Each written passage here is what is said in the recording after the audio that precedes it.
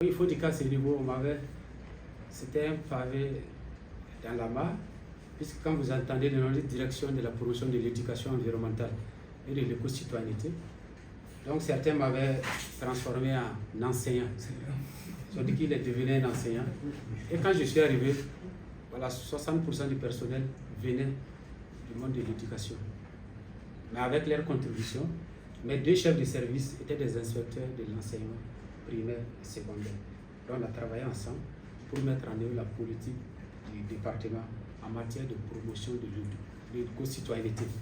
L'éco-citoyenneté, c'est travailler à donner à chaque citoyen, voilà, le réflexe écologique.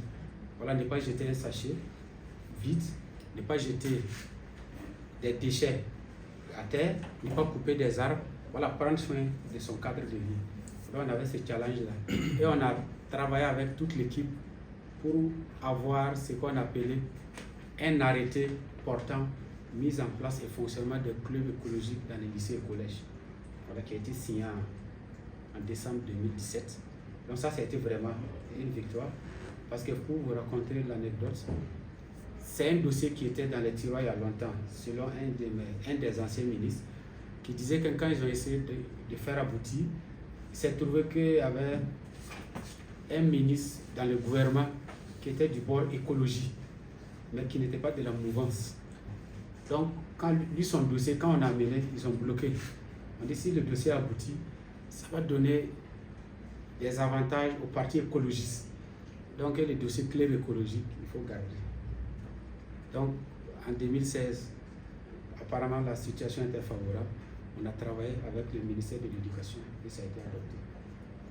Également, on a contribué à ce niveau-là. Il y avait un poste au niveau des changements climatiques, point focal chargé de l'information et de la sensibilisation de la population sur les changements climatiques. Là, on a été point focal et on a travaillé, voilà, pour améliorer à ce niveau-là. Et on a créé un réseau au niveau de l'Afrique avec certains pays pour travailler sur les questions d'information, de sensibilisation, pour changer la conscience des acteurs. Il y avait des guides pour les encadreurs, pour l'éducation environnementale.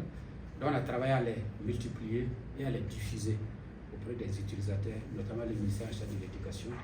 On a travaillé également à faire des sensibilisations dans toutes les régions.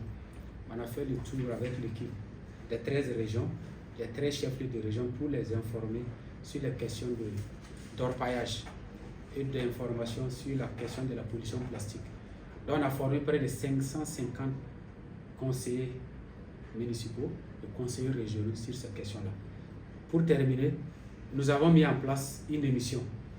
On a profité de la RTV Télé pour s'engouffrer dans ce qu'ils appelaient RTV Matin, qui est devenu Fofo, pour instaurer une émission sur l'environnement chaque mardi.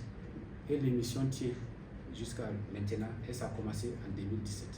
Donc ça a été vraiment, parce que c'était transformer les consciences, faire passer les messages et avec ça, on a pu le faire.